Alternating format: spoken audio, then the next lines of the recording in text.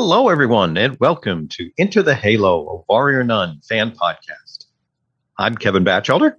I'm Sheila Amato. I'm Kimberly Amato, and this is our discussion of episode 10. And we will be talking about specific things that happen in this episode, as well as different themes. So please, if you have not seen it yet, please be aware, because you should see this episode. It's really cool. But we have spoilers, so you are warned. Well, there we go. Can't make it any plainer than that. Season 1 finale time. Yep. Eek. Yep. And before we get to some of those discussions, the news and updates we like to touch on here at the beginning of the podcasts. For any of you that are on social media, I mean, the biggest news really is just that it's been fun to be seeing some social media posts. Some of the folks from the cast or the crew, directors, showrunner Simon Barry, some occasional, photos or little type things there they've been shooting this summer as we record this here in September 2021. And actually just, 2 days before we recorded this episode, showrunner Simon Barry, shared a photo mentioning on Twitter that they were scouting the finale episode for season 2. So they're pretty close to done by the time you folks are hearing this. Oh, to be a fly on the wall. Yeah, well, yeah, it's great. They're getting almost all the way there. So now comes the tough part of waiting to start to hear about potential timelines for airing. We're just going to wait and see at this point. But each day we are a little closer. It did really. Season 1 was in the summer. Yes. Yep, July. All right, so we can assume it might be around the same time. I'd love it to be spring. I was going to say, I would be all agog if it was. Yeah. I mean, I'll take anything as long as, because we have season 2. As long as season 3 follows, I'll take it. No matter where it is. But I'm going to shut myself off before I keep going, because it's going to be a very long episode. So I'm going to jump right into the title and the meaning of the title, if that's okay with both of you. Go for it. So episode 10 is titled Revelation 2:10. Do not be afraid of what you are about to suffer. I tell you, the devil will put some of you in a prison to test you, and you will suffer persecution for 10 days. Be faithful, even to the point of death, and I will give you life and as your victor's crown. Okay. Yeah, that's a lot. That's a lot. All right, so shall I do the recap now? Go for it. Okay. Episode 10, final episode of season 1. As the team anxiously await Ava's fate in the bowels of the Vatican, Cardinal Doretti is elected as the new pope. While in the tomb, Ava discovers the truth about Adriel and how he was the one who manipulated Ariella and created a narrative to suit him. In a dark twist, we find out that Father Vincent, not Pope Doretti, is the one who killed Sister Shannon and was plotting to release Adriel from his tomb by manipulating the Sisters of the Order into doing so. Son of a...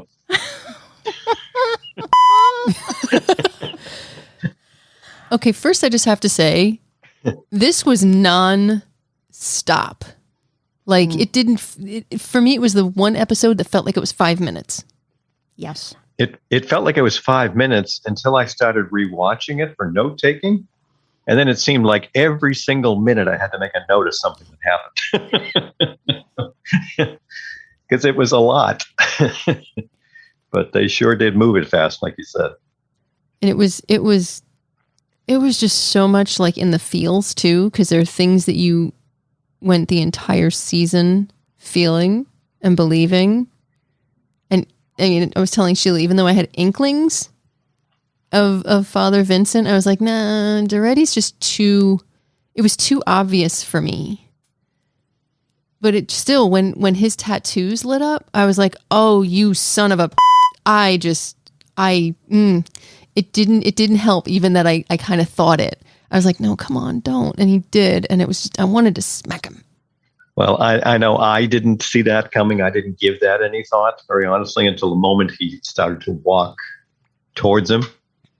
So for me, good on you. Totally got me on that one. Did you see his tattoos light up when he carried Ava? I did not. That's why it was such a shock to me that he was the bad guy, that he was the master manipulator, because I thought all this time he was the guardian of the sister warriors. You know, and that's why to me the betrayal was just, it was so awful. See, it was also fascinating to me that his sleeves were always down. He always, like, even when they were fighting or whatever, he never rolled his sleeves up when he was around Ava at all. Right. But the minute he went out with Shotgun Mary, he did. The tattoos show up. Because his shirt was cut. Yeah, but now we also know the reason he probably did that was to hide that his tattoos would glow. Yeah. Which would have been ringing bell. And again, that's where the rewatch of this stuff is just like, oh, crap. Because you see, and I'm not saying you see it coming. There are some shows and movies, when they have a twist like that, you can go back and watch it and kind of go, ooh, look at that scene. Ooh, look at that look or whatever. And I got to say, for the most part here, it was not telegraphed. I didn't see it. I mean, we had the part, like you said, when he went with Shotgun Mary to go retrieve the map and all that, the first time we saw him roll up the sleeves and heard a little bit about a past. But I thought that was more of just making us understand how committed he was, as you said, to the sisterhood, that he was willing to change that much. See, I saw him differently. Duretti just felt, and I still feel at the end of this episode, that even though he says he's out to protect the order, I still do feel he's out for himself. It's a power play. There's still undertones for me with him, but with Vincent, I always felt like he was too obvious.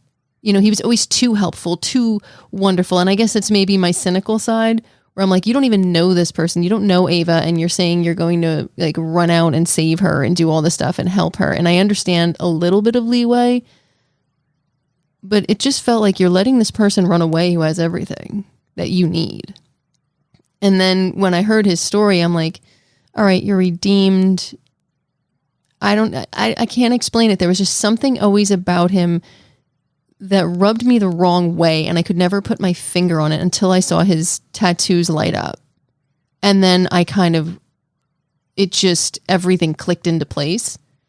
And then when Mother Superior is sitting there and going back and forth with Duretti while the explosions are going off and everything, excellent editing and cutting there. But when she confronts him and then you see realization form on her face, I was like, wow, okay, where do we go from here? Yeah. How do you backpedal out of that? Because he's the Pope. Whoopsie. Whoopsie. Do I get a take back on that one?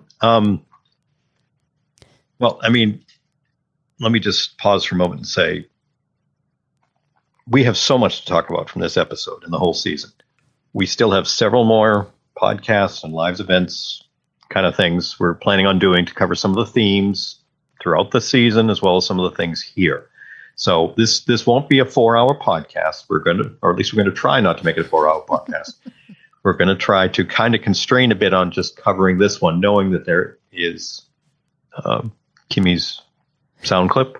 There's always more. Yes, there we go. There's more on a lot of this. So yes, we might be a little scattered as we talk about some of the things in here, but we will come back to a lot of this, shall we say, a little more of an organized fashion, because part of the fun I wanted to have, and we're already doing it, talking about the finale, is just the impact of, especially that first watch of it. Because we know some of you have, already watched this whole season before you started listening to the podcast, and some of you were going through it as we went. So you're probably very much like us as we're talking in this first one, like, the OMG moments, they're just happening left and right, especially in that last 15 to 20 minutes. So should we go point by point, or can we just...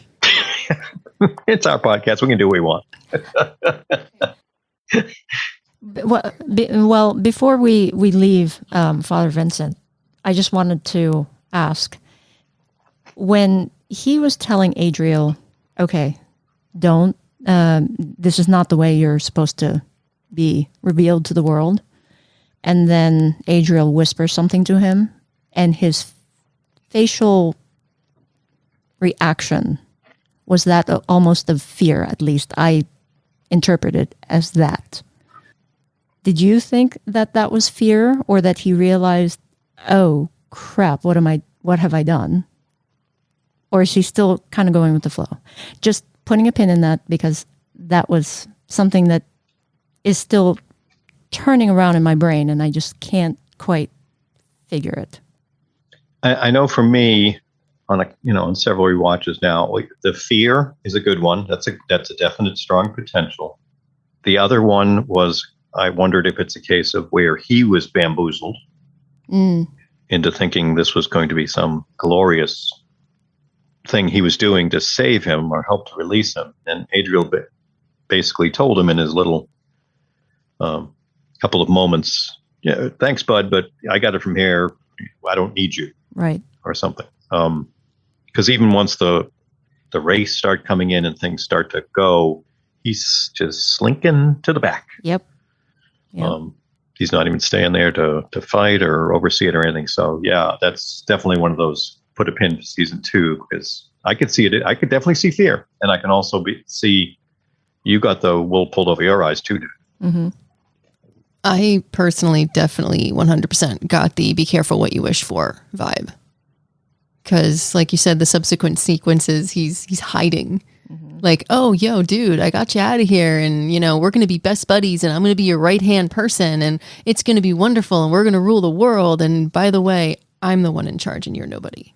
It just seemed, and the way he walked past Vincent and brushed his shoulder and almost pushed him out of the way. It was a very dominant move. Yeah. So yeah, it's going to be very interesting how someone went from in power controlling the OCS really to now being a servant. Yeah, that's going to be an interesting discussion for a future podcast. Yeah, we're going to have to wait to see what we get on that one. So then I have to ask, because besides this obvious betrayal and everything, Adriel and Michael, how intertwined they were. Oh, crud. Who's the gentleman who works with Jillian? Christian. Thank you. How he opens the door and he finds his faith again by seeing all of these drawings that has come from the mind of a child. And he takes it as God's will when, it's not. And you see that Adriel is connected, and these tendrils of his armor throughout has kept him connected to the world and has educated him and kept him involved and has allowed him to manipulate things from behind this tomb. What? Yeah, to me, that was like Kingpin, controlling everything from prison. It's like, whoa, man. And where the heck did Michael go? Yeah. Well, I think the simple answer is to quote Adriel, the other side. Because when Lilith makes her move towards him and he tries to whoosh her away and realizes, she's more than human now, or in some way shape or form, he's like, oh, you've been to the other side. So I'm guessing that's where Michael is. Now, technically, what the heck that is, no clue. Because we got a little more of that in the whole backstory of Ariella, when Ava basically, got whooshed into that when Adriel touched her. And she kind of became the representative for that and heard a little more, learned a little bit. The way the Tarask was coming through and the way Adriel dealt with it, and his healing abilities. What is that other side? Is that the faith side, the heaven, hell? Is that a alien? Is that another plane? Is that a multiverse? What are we looking at? Well, we just have to have faith. I have no idea. I have none, because I keep going back to, if that's hell, are they all already living in heaven? Is this the quote good place? And I just, when he's looking at her going, you've been to the other side, and the way he looks her up and down, almost as if he's gauging her, and then he can't figure out what she is because she's not a Tarask. So how did she come back? As if he has never seen something like her. Right. Which is interesting, obviously, since he comes from there. But when Lilith looks at him dead in the eye and says, "You're nothing but a thief," how does she know that? That goes back to some of our earlier conversations on podcasts. When she did come back, we talked about, was she possessed? Is it still fully Lilith? Is there something else in there with her? Or is it knowledge that she somehow picked up when she disappeared with the Trask? Season 2's kind of stuff, certainly hoping. The one thing that struck me talking about Michael is that, Jillian, for the first time in that scene, as Michael was jumping into the Ark, it was the first time that I've actually seen her hesitant for Michael to go in. She was always gung-ho about getting him there so that he can be healed. This was the first time that I saw her, maybe we shouldn't. And, thinking about it, I guess, everything that happened, right? That maybe it is a trap. Well, she's never been able to power it up, and all of a sudden, miraculously, it's powering up. And she's talking about, and this is another thing that I actually loved, is the fact that the word angel was tossed around left and right as if it had no meaning. And it just backed up the idea that, words have no meaning until there's a purpose behind them, I guess, if that makes sense. Like he tells Ava, I'm not really an angel, but I guess that's, I'm the closest thing you can call it. He tells Ariella, yes, I'm an angel. Michael calls him his angel. So it's like he literally manipulates anything and everything to facilitate his bigger game. So when Michael jumps through and he's like, oh, I'll be fine. Michael is a child, very impressionable, who's been living in a bubble. So, and I think Jillian would have gone with him had Christian not stopped her. Well, yeah, she still had to doubt. But the thing that also got me was the parallel between Adriel and Michael. They were both in a prison, right? And they're trying to both break free. Ooh, good one. Yeah,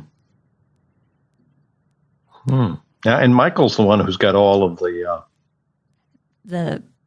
divinium, the particles, the divinium, whatever you want to call it. I don't want to say pieces, but coursing through his veins and all too. So you can get where he would, be able to communicate with Adriel or potentially other beings, whatever.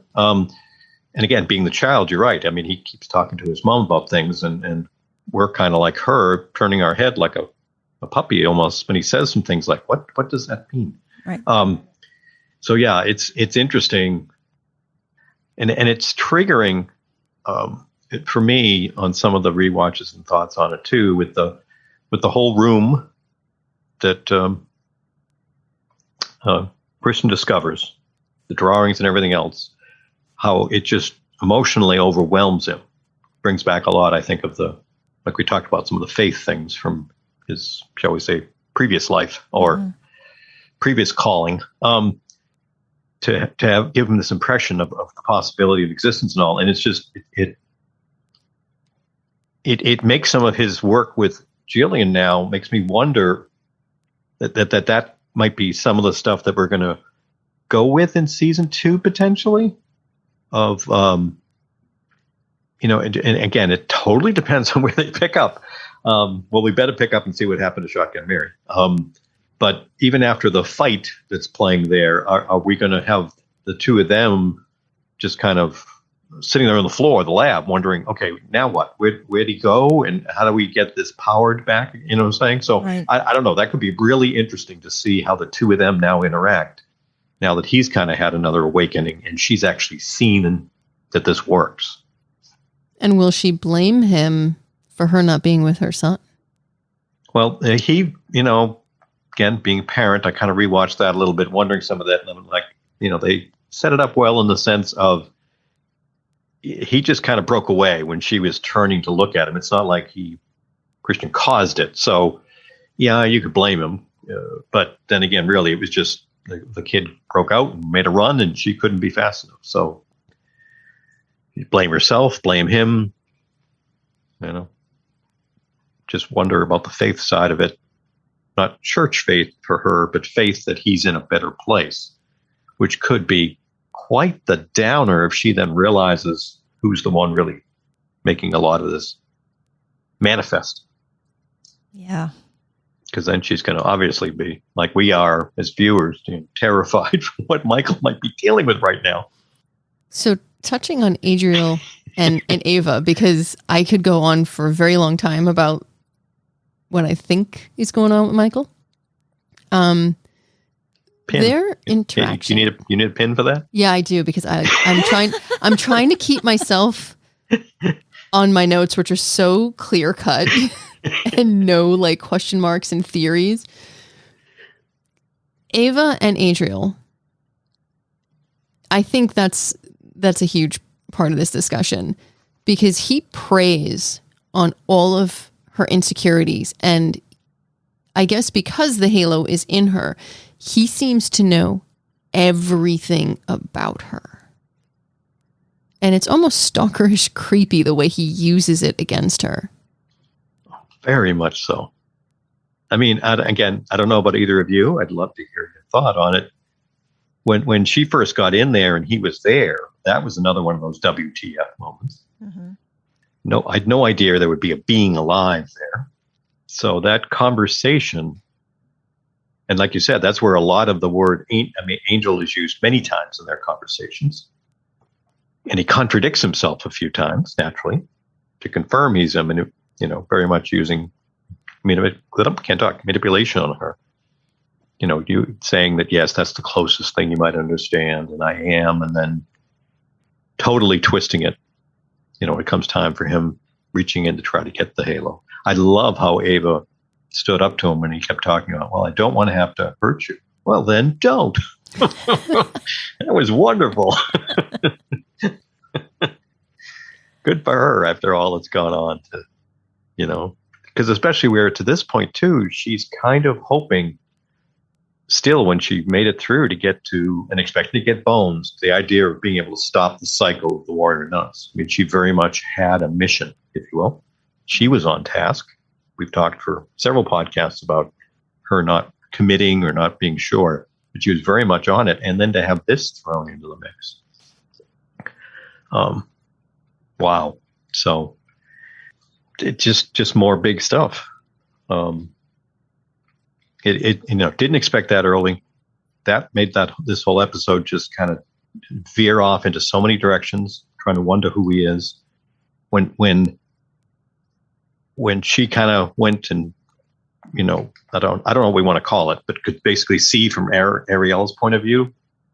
So she, saw and heard what happened, and could bring that back once she kind of had that out of body experience thing. I just started thinking he was using the halo. He was using it to almost like open or close those portals by what he did. He knew that putting it in someone was going to make the Tarrasque not come through. But he also knew exactly what to do when the Tarrasque was there, how to use it to cut off like its arm and stuff it in its head to kill it. I mean, it's like he's done this a bunch of times before. And even when the Tarrasque got the better of him, I mean, he, got fixed up pretty quick. Yeah. He regenerated and off he went. So what's that going to mean for Ava and everybody? Because even in the little encounter they had where, even with Carmilla putting a couple of arrows in the back of his head and them all taking him down, it took him a minute and a half to pop back up. Yeah. Throughout that whole thing, I thought it was the halo, when we were doing the flashback, I thought it was the halo that was giving him that power, but that last scene solidified it for me. No, he can regenerate on his own without the halo. Mm-hmm. So yeah, that how in the world? I mean, I kind of had a feeling he wasn't when we watched the flashback when he jumped through. I mean, he's not human. That was my first thought. I was like, oh, you're not human. I don't know what you are, but you're not human. So I kind of was figuring he's something else, but obviously he's not like Lilith. So is he a fallen angel? Like he could maybe have been an angel and then became a thief. I mean, is he like a supernatural? Oh man, I got to stop myself. Nope, I got to stop myself. But a Yeah, we're going to have a discussion on just that. But here's something related a little bit to that without going too deep. Him talking to Ariella/Ava about men, and they will assume who he is, and they'll assume who you are based on what they found. Devils, all this other stuff. It sounds like he's been doing this for millennia. Mm-hmm. Yep. In some way, shape, or form, taking advantage of humans. Yeah. And he continues with that when he's telling Ava, what is religion? Religion is fear and manipulation, and without it, there's no control and there's no power. Yep. So he knows. He has been around the block? Around the block and then some. I think he built the block. Yeah, but that scene where he was telling Ava about, faith is, it's based on what cannot be proven, and then he went on about without faith, there's no manipulation, like you were saying, Kimberly. It's just, oh my God, okay. He definitely wants to keep the power. I mean, he is manipulating everybody and everything. Exactly like who? Cardinal Duretti. Mm-hmm. He manipulated everyone to get what he wanted, which was to protect the OCS and get him power and become Pope. Mm-hmm. It's a very interesting parallel. Yeah. And one is supposed to be good and one is now evil. And it's a very interesting way of looking at it, where they're both doing the same thing, but they both have different reasons behind it. And in both cases, the people of the OCS are just being used as pawns. Yep. In both of their, plans or goals, or what do you want to call it. It will be interesting to see once Duretti, now that he is Pope, finds out what's truly happening. Again, depending upon how they're going to set this world come, episode 1 of season 2, is this going to let him show that he is truly committed to the people of the OCS and so forth, that once he realizes this? Or is this going to crumble the church as we know it in this universe kind of idea? Or is it all still going to be somehow on the down low? Are they going to have that big fight with the race, and that's really just a smoke screen, pun intended a bit, to let Adriel make an escape, and therefore, they'll just wonder what happened with this explosion or something. You know what I'm saying? That's why there's so, like you said, Kimmy, there's so many ways it could go that some of these rabbit holes, won't even apply. Yeah. Because if they make one decision, half of them will close. Yeah. So, to a certain degree, I'm trying to, but I'm just, and I think I touched on this in a non-spoiler way, maybe on our last podcast recording, that the final scene with all of the wraiths and the people and whatever we call them, zombified or whatever they are, converging all over Shotgun Mary, and then cut to credits. Yeah. Now, I remember on our, Tuning Into Sci-Fi TV podcast shortly after this had aired, and we talked about it, I said, I'm either going to love this show when it gets renewed, or I'm going to hate it. Yep. If that's where they leave me. So I kind of had to, shall we say, hold my thoughts for several weeks, because I'm like, that is just either cruel or, wow, great job to make sure we come back. Because I got to say, watching it, like we said, it moved so fast. This was one of those ones where I wasn't looking at like a timer or a watch or anything to go, oh, get 10 minutes left. You're going to wrap it. I was just going with the moment, like, oh, no, it's good. That's an end. Wait a minute. What's wrong here?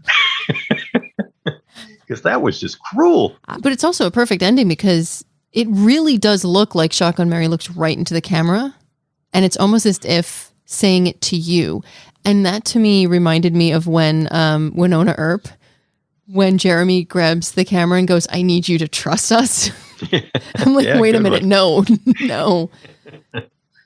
I'm just, man, that was just bold storytelling. Now I have no idea if, showrunners sound very new, they were, pretty sure to get a season 2, but that was a bold choice. That was a bold choice. Well, the risk paid off, hopefully. Yeah.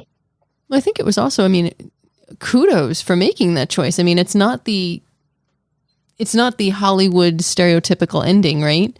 But also, huge kudos, because that was the water cooler conversation. I mean, every episode has its good moments and has good points, but when you end a season like that, everybody's talking about it. I mean, we talked about it for quite some time, and you've heard our podcast about it, Kevin. We didn't stop talking about it because it was such a shocking end. It's like, oh my God, wait, what? Yep. What do you mean? And then, of course, Netflix is like, all of a sudden the credits get cut off and it's like, watch this. And it's like, no. Where's episode 11? Yes. That's just yes.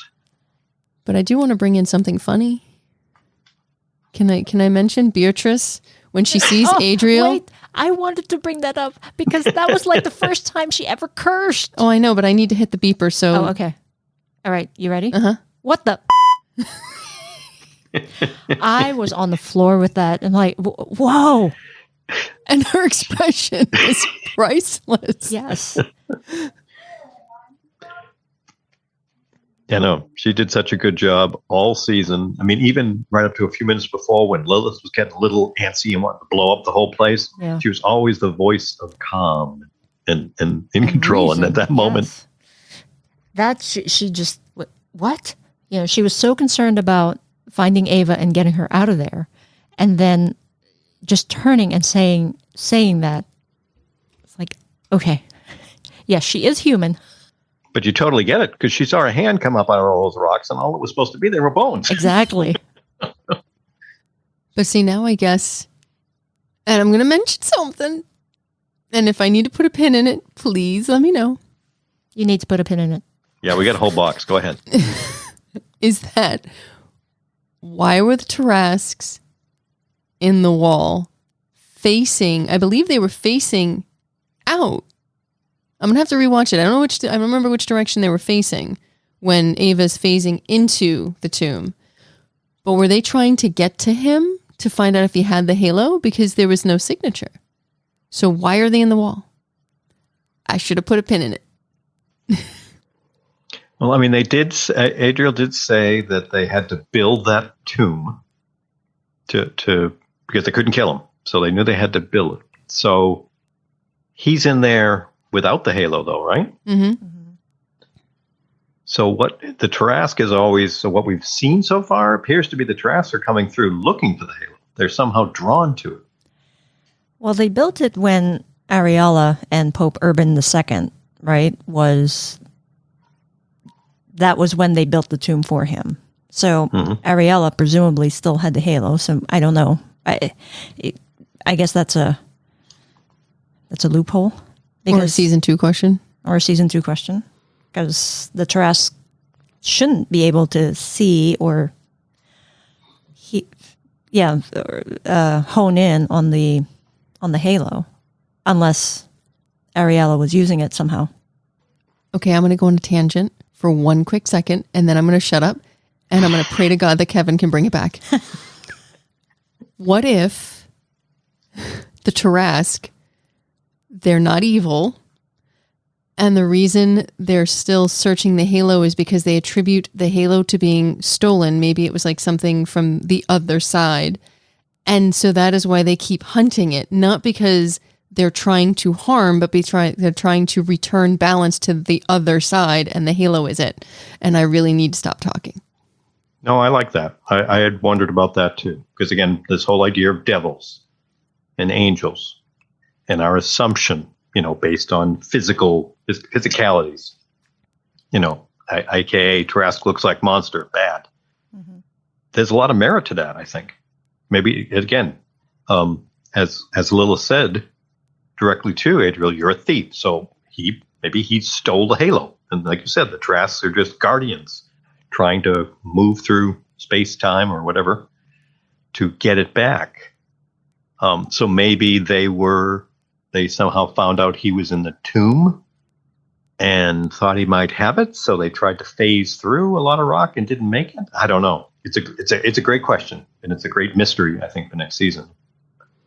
And a lot may depend on what we find out about their true nature and their goals too. But then again, Adriel says that he's in touch, like with his armor and the halo. That's how he knows so much about Ava, right? Mm-hmm. So is that just a natural ability of the halo, or has it truly been his?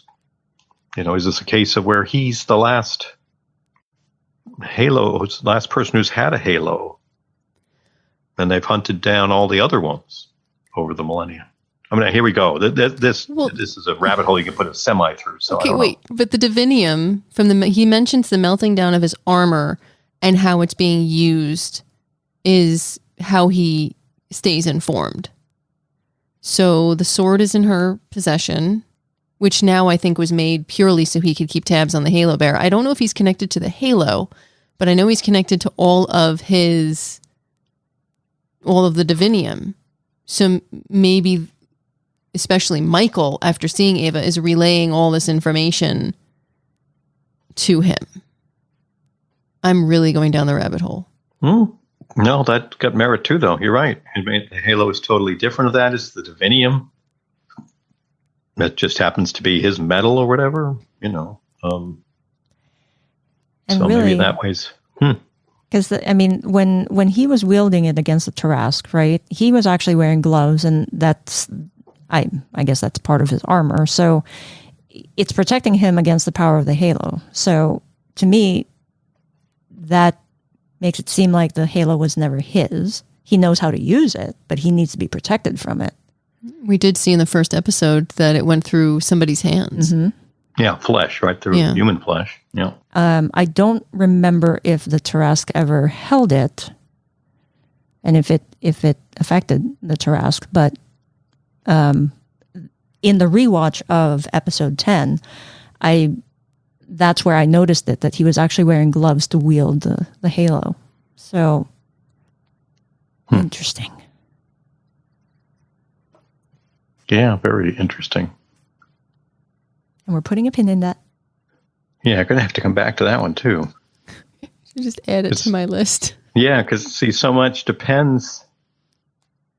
Yeah, so much depends on the true nature of the Tarrasque and Adriel. Because you're right. We could build up fanfic and our own show Bible on stuff that's totally false. Mm-hmm.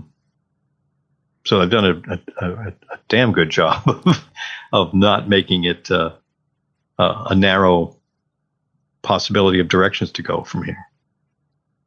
So I'm going to twist things. Okay.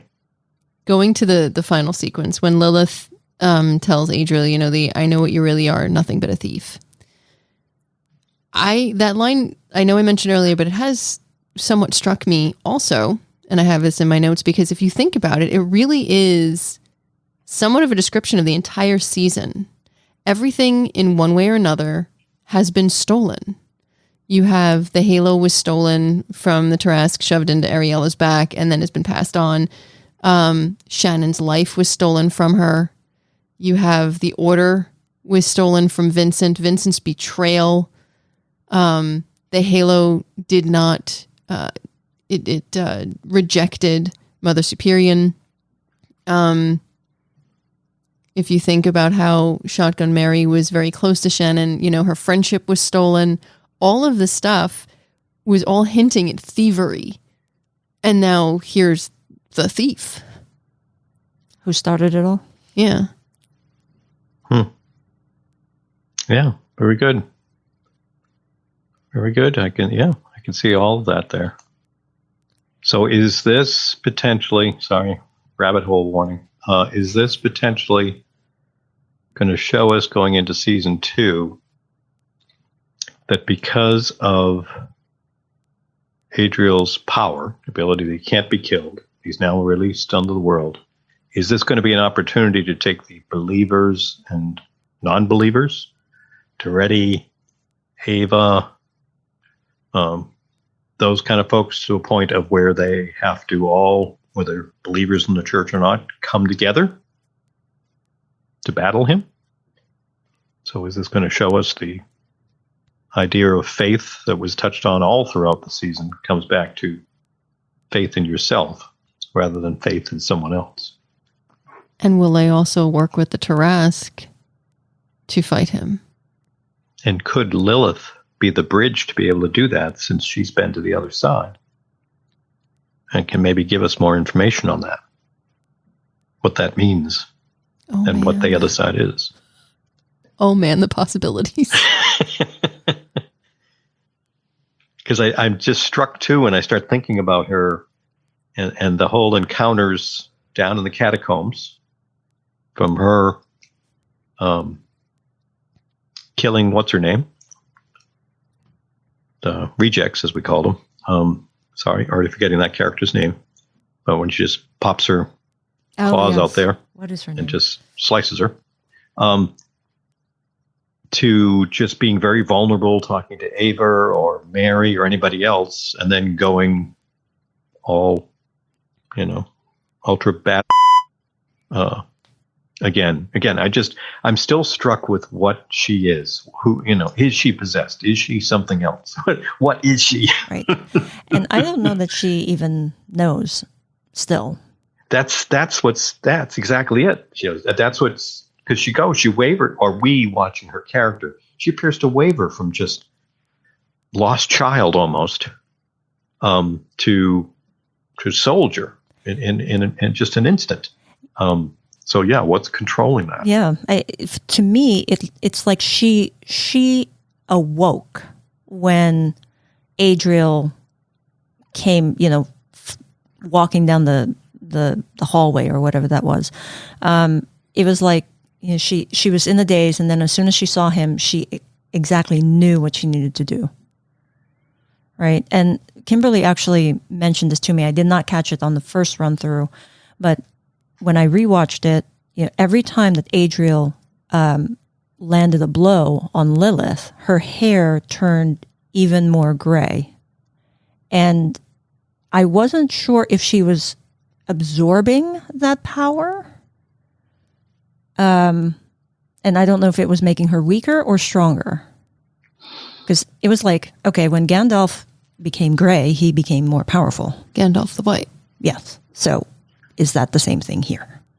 Or is it that every time he hits her, because she's on this side and not the other side, is she dying a little bit because we've seen her also feel the wound need to be peeled. She peeled the skin off.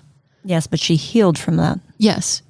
But my point is, if he attacks her because he knows where to on a Tarask, if she responds similarly, does the gray hair mean that she needs to go back to the other side to be recharged before coming back? Does she have limit? Wow, this is Maybe really a rabbit hole. She needs 7 minutes. Okay, I'm just gonna change direction. Okay, the fight scene at the end. Let's just move there. Isn't it phenomenal how they all seemed to move brilliantly around one another, knowing exactly where the other person was? It's as if no time had passed. There was no arguments or there was nothing between them anymore. They were a sisterhood again. Like all of those angry moments that we had seen with Lilith fighting with Ava, with Shotgun Mary, all of that was gone. And here they were. And then when he argues with them going, you can't kill me. It's like, we know. Mm-hmm. We just needed 7 minutes. Oh, I love that scene. It's like they're not afraid of him. Yep. I love very, it. Very on task and very committed. And as you said, I love it because it's in the moment and it's important and it's now, and they just naturally do it. Again, training and commitment to each other in this life or the next to just be right there on point. So yes, it was beautiful. Not only the choreography, as you mentioned, but just the natural way that they all felt so together to do it. The way it was shot and edited too was stellar. Mm-hmm. Yeah. No, it's, as you can just tell from the conversation here, you just let it kind of settle in. You start to talk about it. Then one of you brings up another thing I hadn't thought of or noticed. And then I start taking that bit of info, checking it against ideas in my head. Does it rule any out? Does it open up any others? And this is where it's, a master class in what I call storylines. storylines of where it could go. When you've got an excellent show, and Winona Earp is a great example. Emily's known for those season finales just make you go, wow, okay, I have no idea what's next. And they did the same thing here in that sense of we're literally in the middle of a fight cliffhanger, but what is that going to mean? And how does it do it? Because we talked too on one of our previous podcasts about how with the explosion there at the Vatican, isn't that going to open up for the muggles, the average person? Wow, what's going on? What does this all mean? You can't kind of, or at least I don't think you can, just make that go away from a real world point of view. And also, Adriel's afraid of Ava. I mean, he didn't want to face her. When she walks forward and the sword is glowing blue and her back is bright as day, he is a chicken and literally calls the Wraith demons to protect him and fight them. He's afraid of her. Why? It's got to be that sword, when used in conjunction with the halo or something, is the kryptonite or the thing that can, I don't know if I want to say kill him, but incapacitate him? In some way, shape, or form? Because you're right. I mean, he decided, even though he was a big tough guy up till then, like, okay, let's bring in the troops and, let me get out of here. Yeah, and that could have also been that conversation with Vincent, though. Because Vincent's the one who reminded him, dude, okay, this plan, this way we're going to do this. You just can't go all, crazy guy.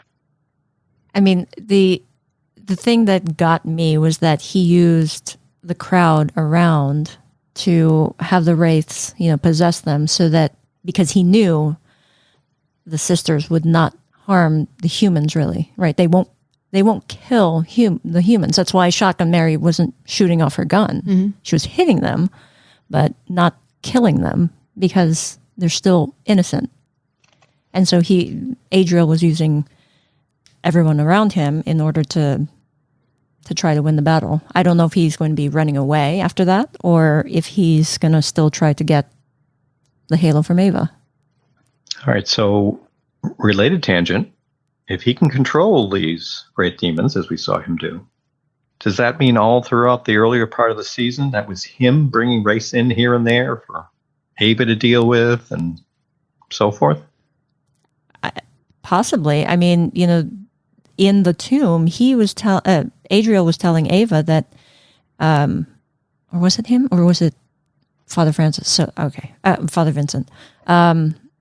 We wanted you to think that you were doing this goal. That this is what you wanted to do. They manipulated her into doing that. So I think that the wraiths were part of that whole scheme.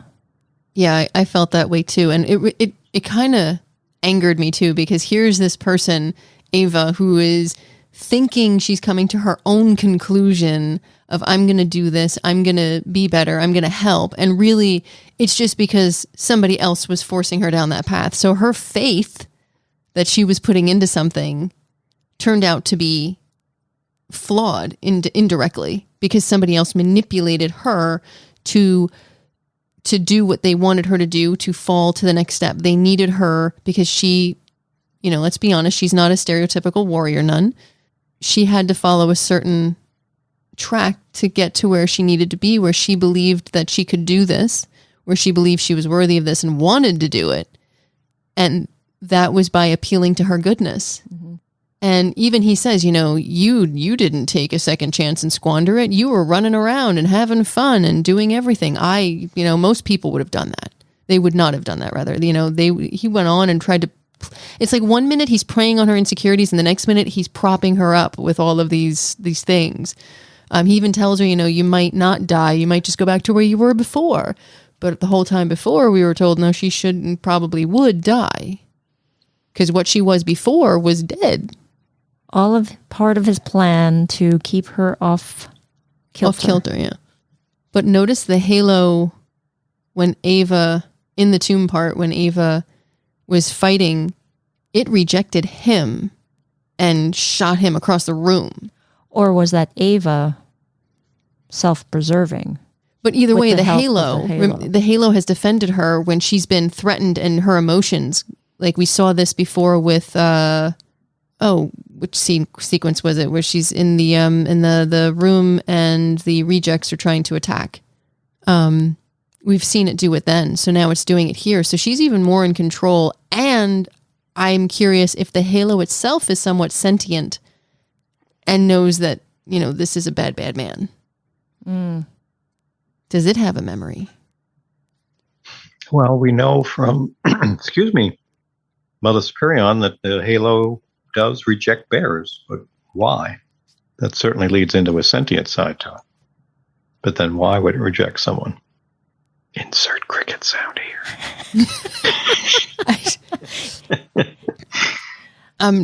There's always more. I'm just going to insert that.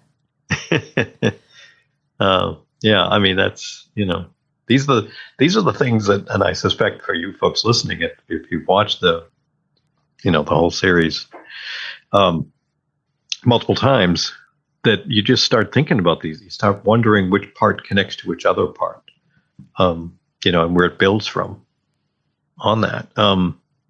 Because then I start going back to the, if we talk about the sentience possibility, you could sense that Ariel, that it wouldn't want to be at his beck and call, so to speak.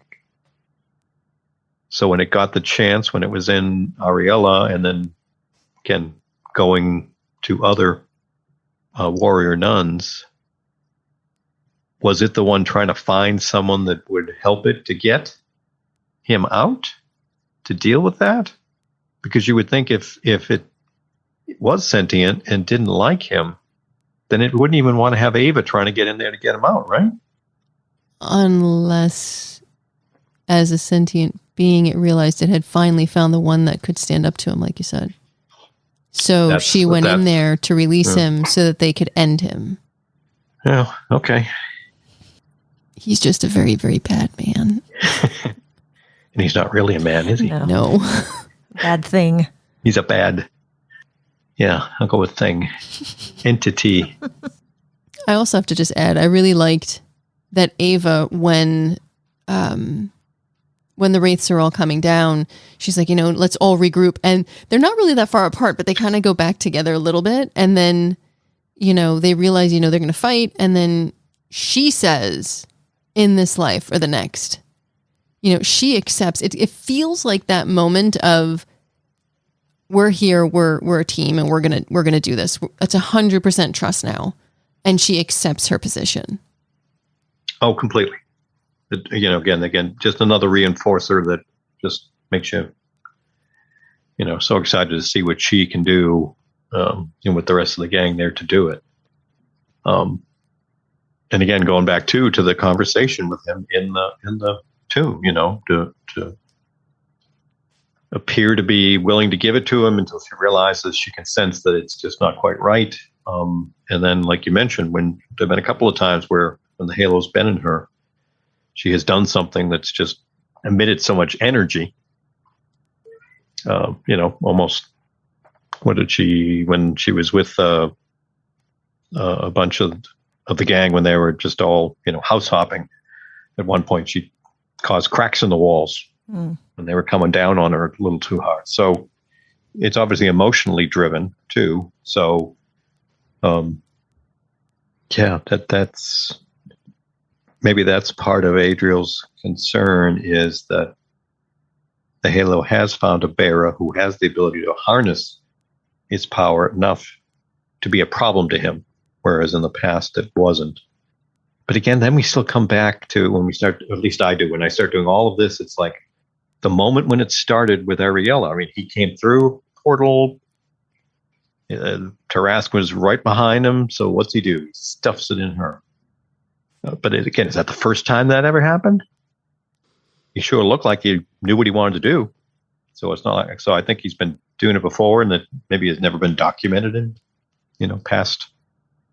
I don't, that's where I start going down to the origin of, like you brought up, I think, Kimmy, fairly early on, is, what is he? Why did it come through to here?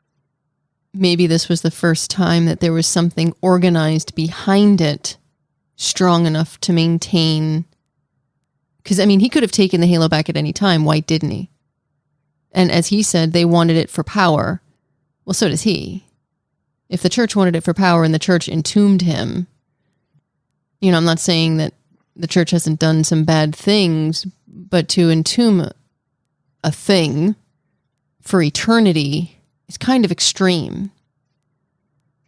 What if the church back then somehow was able to align with the Tarasques?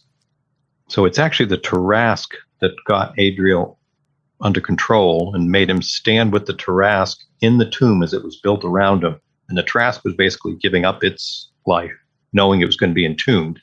And it took a shot to see if it worked its way through the rock, kind of like Ava did, and it just didn't make it. So maybe it was in there to begin with and was on its way out. There's always more. That just blew my mind. Okay. Because that would be a plausible explanation. And the other backup to Ava being maybe the strongest bearer is, even though the other bearers have been trained, none of them, like they always mention, you know, it's tied to your emotions, you need to control your emotions, but they never mention these outbursts of energy of any of the other. I mean, they've never seen it be drained. Right. Because they never knew how long the time was. They only figured that out when Ava was using her emotions so much. And they're saying, well, it's because you're not trained. Is it? Could it be that it's because she's the quote unquote chosen one? And if she is, why? We don't know anything about her father. I went there. Yeah. And again, probably most of the people, the bearers, have always been people trained in the ways of the church, committed to doing this for the sake of the OCS and the church. Therefore, to some degree, they probably have been very much taught to dampen their emotions and just stay on task. And Ava had none of that training or teaching and service, you know, obviously with her situation at the orphanage and all, she's just a ball of emotion and, you know, living in the moment. So maybe that's part of the reason why, going back to the story of Vincent, he was willing to say, oh, give her some time. Let's see if she comes back to the fold. Because they knew they had to have someone who was a bit out of the norm and maybe potentially could go the wrong direction. But then again, if through his Adriel's ability to see what's going on in the world from the shield and all, even if Ava never came back, they'd still probably have to find a way to go hunt it down and get it out of her anyway, and then do this all over again. You know, because he's probably been trying to do this manipulation again for 1,000 years. Then we have to question, why did Vincent kill Shannon? Was she onto him? Or did he see the attack as a perfect time to get the halo? Yeah, maybe he had determined that, okay, Shannon is not going to come on our side. She's too committed to, shall we say, the cause, the church. Okay, it's time to get a new halo bearer. This one's a little too straight and narrow. So then I pose the question, how many has he killed? And there might be some bits, you know, when Ava phased into the room Shannon had and got the book that all the warrior nuns were listed in or had noted in. Mm-hmm. I wonder if that book comes back now they have more time to digest what's in there and they start to see more stories about questioning this and that, you know, maybe to build a background and foundation for us. I wonder if that book actually does mention, no one knew that Adriel was alive. I was going to say, I wonder if they had bits and pieces. But did they though, Sheila? Because, I mean, if you go way back, they knew he was alive when they entombed him. So that could have been written in a book somewhere. You know, the book that's not shared, you know, the one that they talk about the bones and everything else for the sake of the order and keeping everybody in line. Maybe there's another subset somewhere. The real story. Yeah. And maybe a lost language that even Beatrice might not know. Beatrice knows everything. Yeah, I was going to say, if she doesn't know it, she'll learn it. She'll learn it in like 5 minutes, right? She will. She'll pick it up. Because Definitely Beatrice good. is awesome. So certainly not the most linear podcast we've done. No. Sorry But- about that, folks. But the nature of this episode and its impact, as you folks can tell, kind of made sense to just go with what hit our minds. And yeah, many of these things, and we joke, but we love her for it. Kimberly's list is going to come in handy for some discussions because we need to drill specific on some of these, because they're just so fascinating. So do I get to hit with my question? I actually have a two-parter. Okay. Oh, no. You know the usual, what do you think the title of the episode meant, how it related? But my second question is, literally it says, you will suffer persecution for 10 days. Is that in reference to like maybe season 2 being over 10 days? What is your, and I say this on Forever Fangirls, I always say spoiler speculation, and I meant speculation, and it just has kind of stuck now. So what is your spoiler speculation about that specific point, and what do you think the episode meant? Sheila, do you want to go or do you want me to jump first? You can go, Kevin. Well, with the title like Revelation, in its most straightforward way, obviously there are so many revelations in this episode from a story point of view. And the idea of suffering, devil putting you into prison to test you, that can apply to Adriel. That can apply to our gang of heroes now. The 10-day part, though, I'm not sure if that's going to be a literal 10-day thing as part of a story come season 2, but I can see there being some part where this is the jumping off point to an idea that they have to go through a trial of some type. And when I say trial, I mean it more of if they go in that direction where season 2 kind of starts, where Adriel's kind of he's run away. They've been able to at least kick back some of the wraiths. Maybe by him leaving, the wraiths also leave. So, fingers crossed, none of our team gets injured or killed. But they now have this realization that we have a much bigger problem at hand than just a church, hiding things and trying to control people. We literally have something close to a devil on earth. So this is a much bigger thing than we thought. And then it's time for them to then have to spend the time to say, okay, how can we attack this problem? And realizing they can't do it on their own. This is where I'm talking about maybe the Trask or Duretti, the entire church, something to pull in for resources to be able to deal with this. See, when I read this, I mean, Revelation, like you said, Kevin, it's just all will be revealed in this, and all was. But to me, what was sticking in my head was that I was thinking about Father Vincent, and that he really wanted to release Adriel, so he was the one who is sacrificing all of this in order to help. So he was in a prison. Right, because he was being someone he was not. And he was faithful to the end because he was hoping to get something out of it, something bigger. But like we were talking, he might end up not getting anything. And as far as the 10 days, I don't know. I think that's like maybe just I don't know what the word is, but it's. I think Kevin, you actually mentioned it's not literal. It's maybe they put 10 days there, but it's going to be some amount of time. Okay, I have 2 answers because look at my mega list. Okay, number 1, I thought, okay, if we're looking to this, it's Revelation. Obviously, you both said everything coming to light as to what's going on. They say don't be afraid to suffer, and they're basically going headfirst into this battle. So they're going to be tested. We know that the order is basically been, even if Duretti tries to bring it back. You have the explosion, you have everything else. So they're going to be tested whether the order is still kept or not. Will they be looked upon differently? Because technically they blew up the Vatican. There's a lot going on. So I kind of lean to that where it's going to be, there's a lot that's going to happen in season 2 that's going to push them to the brink. But I think if they work together and as a unit, even to the point of death, facing and fighting Wraiths and Adriel, they'll be okay. I think that's part of what it's saying. But then I'm sitting there because you know me. And I was like, what if this is not necessarily used for the future, but used to summarize the entire season?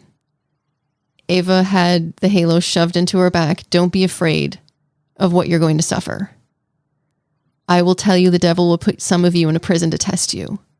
She was a quadriplegic, then she gets the halo, then she's being tested all along the way. Shotgun Mary dealing with the death of Shannon, trying to figure it out. Duretti being, us being suspicious there. Mother Superior fighting every step of the way because Ava's not worthy. Lilith disappearing and coming back. They're all being tested this entire season. And yet, even at the point of death, right before Shotgun Mary runs in, they are all as one with their faith as a unit fighting together in this life or the next. Wow.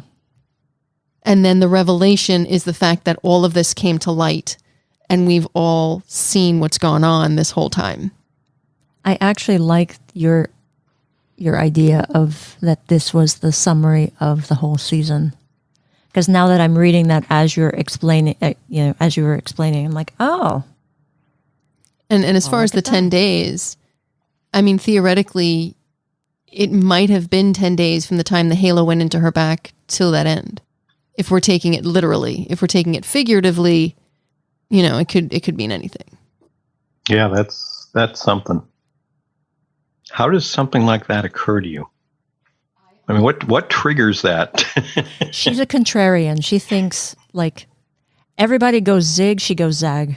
Look, I sat in a movie theater watching The Sixth Sense, and I kept leaning over. No. Well, look, this is a spoiler episode. No. Yes. We're talking about. Well, the point is, I figured the movie out, and I kept asking her questions, and she got angry. No, we are doing Warrior Nun. We're not talking about that. Truthfully, I like puzzles. I very much. That's why I went into psychology. That's why I write. I like looking at all aspects of things, and sometimes these random things just come out in my head, and it makes logical sense. And other times I think it's logical and I say it and it's not. I don't know. Okay. I think we have to ask Simon what this one meant and see if I'm even close. Maybe. Yeah, I would love a behind the scenes on how they selected these and what kind of approach was used and how you knew you were on the right track. Because that's a lot. It's a lot too. I mean, a title is the insight into the episode. So who scoured all of these to come up with them? Yeah, that's what I mean. I'd love to hear more about that. That's very fascinating to me. And it's also very interesting, as someone who is not a writer and certainly, as you said, enjoying puzzles, but also someone like yourself who's used to creating worlds and creating things. I guess, that's part of what probably gets your mind looking at possibilities and how you would create something or use it. Because I'm for many years, for those who don't know me, I often talk about the fact that when I watch shows that I'm enjoying, I know I'm enjoying it if I'm totally in the moment. Like I feel like I'm standing, at the shoulder of the character we're watching on TV. Therefore, I don't think about the story part of it to be able to guess what's going to happen next or whatever. I feel that for me as a viewer makes me feel like I'm riding that roller coaster and can, laugh and gasp because I very much feel like I'm there rather than I'm detached and looking at it as a construct. I'm the same way with you, Kevin. I cannot think about anything. I have to be in the moment. And it's only through like rewatching where I actually take a step back. And Kimberly is the one who looks at those other dimensions, and then that's where our discussion come in. It's like, wait, no. In fairness, I will actually pause an episode and go, oh my God, did you see in the back corner what that one person did? That extra was moving this way. And oh my God, that might mean this. And then I would be like, give me the remote. She has. And she's told me to just be quiet. I mean, I'll literally look at her and be like, but no. She'll take the popcorn away from me. No, but hey, that's what's fascinating for me when it comes to interacting with fans of a property. Doesn't matter, book, movie, show. Because of all the different ways people are, I want to say taking it in, but for some people it's they take it in. For some, they do it at an arm's length. For others, it's more intellectual. For others, it's more emotional. I mean, that's just fascinating for me when I start talking fan discussions and other things. So that's where it's fun. That's why I was curious when asking you, because see that applying that to the entire season would never in a million years enter my brain. Because again, just the way I think. So it's just fascinating to hear how others, are approaching it. And that's why we have podcasts to discuss. Yeah. And now that's why we let Kimberly handle the list, because her brain has gone to so many of these spots in a great way that I, might not have thought of. I'm really tempted to tweet Mr. Barry and ask him, hey, was the title of episode 10 a summary of the entire season? ? Can you tell me more? Well, he might be busy doing post-production, so. Well, yeah, I mean, I wouldn't expect an answer. We'll find an opportunity. Yeah, I was going to say, it's some opportunity. Make sure that's on a list of questions. So then I guess I have to ask, are we good? I think I am. I am too. You don't want to go down any more rabbit holes? Well, we do, but we want to make them their own, or at least I do, their own self-contained discussion rabbit hole. Because this, I mean, again, I'm going back to first time I watched this. So mainly for those listeners that have only just recently seen this for the first time, this is a lot to digest. And we don't want to seriously recommend rewatches of it for all those different reasons and things we covered and talked about here. Because again, even I now, after heard several more that I'm not going to go back and look at. Well, I had to go rewatch it when Sheila mentions the ring, Cardinal Doretti's ring lighting up. I think it was episode 3 or 4. And I had to go back and rewatch the whole thing. I'm like, why did I miss that? I don't miss things like that. And I noticed it more in this episode a couple of times he did it for that reason, because I hadn't thought either until she brought it up. So, well, it's quite an episode, quite a fun season to cover. And we are far from done in our discussions, folks. I mean, we've got a while still till season 2 will be coming. So we're going to have some fun doing some more podcasts, potentially live events to talk about in more depth some of these things here, and certainly some of the other things related to it. But you know what? There's always more. I'm glad there's more. Oh, God. I'm so happy. Yes. Like I said, I will always own up to the fact that I was cursing and loving Simon for a few weeks there. Again, the way Kevin goes all in, and I get it. Where some folks like to wait to what it's that age-old question of fans. I don't want to be burned. I don't want to be hurt. I don't want to be left on a cliffhanger. So a lot of folks won't watch the first season of a show or whatever until they're certain there's more of it, or they're certain from friends that it's a worthwhile conclusion, so forth. And I get it, but I don't know. To me, that takes away some of the fun of being willing to dangle my emotions out there. See, when I saw the trailer, which I'm just going to say that trailer was so brilliant, I wanted to see it right away. Mm-hmm. The problem was real life got in the way. Yes. And by the time I was ready, we had time to see it. It was over, I think, a weekend. We binged the whole thing, and it had just announced, I think, a few days earlier that it was renewed. I'm like, oh, well, seriously, we've got to watch it now, because I don't want to have season 2 come out and not watch season 1. I don't want to be behind that far. Mm-hmm. And then I made her sit through 2 days of watching it. It was worth it. Definitely. Yeah. No, hey, we live in a wonderful time to have this much choice, to be able to watch the things we enjoy. But it's also a bit daunting when there is that much, and we all still have real lives and commitments that means we have to get a little more selective sometimes on what we can watch. But kind of as a way to entice you folks to come back for those future podcasts, I think Sheila might have a little bit for you there. I do. Oh, yes, I do. Yeah, so we are actually planning a little giveaway. Are we? Yes, but Do tell. you're going to have to tune in to our next podcast, because that's when we're going to give you all of the juicy little details. Just be aware, though, it is actually really cool. The giveaways are coming. The giveaways are coming. We did promise them, but they're coming. Yes. They are coming. They are coming. And yeah, we'll have some fun. We think you folks will enjoy a shot at some of these things.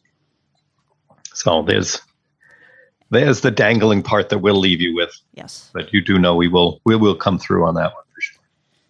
And we did say they, so there's more than one. Yes. Very good. Picking up on these things. This show has taught us a lot. Well, this has been a blast. It's funny going through to do this, wondering how we were going to kind of do it, and then just naturally falling in and doing it. I think it's going to be interesting for you folks as listeners, and certainly throw us some feedback on any of the different methods that we list at the end. Because I know, at least for me, there were several points where when one of you brought something up, I literally paused. I was tapping the chin or looking up in the air to digest it. So there might be a few select pregnant pauses throughout the recording, which is just the natural way, I think, of absorbing what we all witnessed there.